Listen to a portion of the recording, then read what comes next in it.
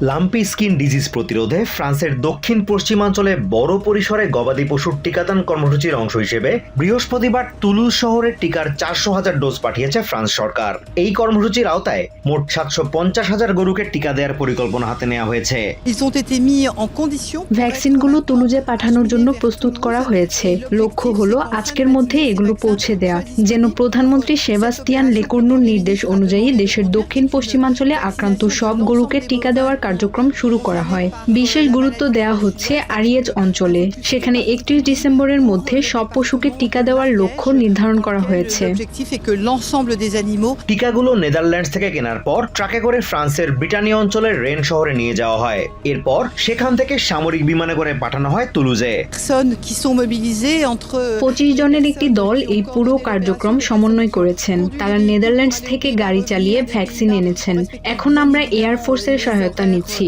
ফলে আপনারা বুঝতেই পারছেন এখানে এককভাবে কোনো মন্ত্রণালয় কাজ করছে না।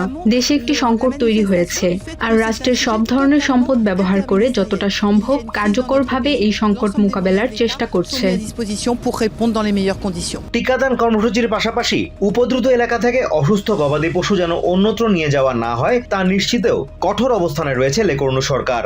এছাড়া ক্ষতিগ্রস্ত ছোট খামারগুলোর ক্ষতি পুষিয়ে দিতে খামার মালিকদের জন্য 10 মিলিয়ন ইউরো সহায়তার ঘোষণাও দেওয়া হয়েছে।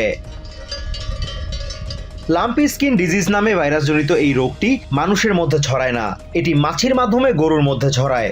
গত 29 জুন ফ্রান্সের সাভোয়া অঞ্চলের একটি খামারে প্রথমবার এই রোগ শনাক্ত হয়। এরপরই ওই খামারটির 70টির বেশি গরু মেরে ফেলা হয়। 14 ডিসেম্বর পর্যন্ত কৃষি মন্ত্রণালয় 113টি খামারে এই রোগটির প্রাদুর্ভাব শনাক্ত করেছে।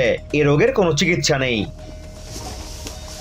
Azimur Rashid Kanak, TVN 24 news desk.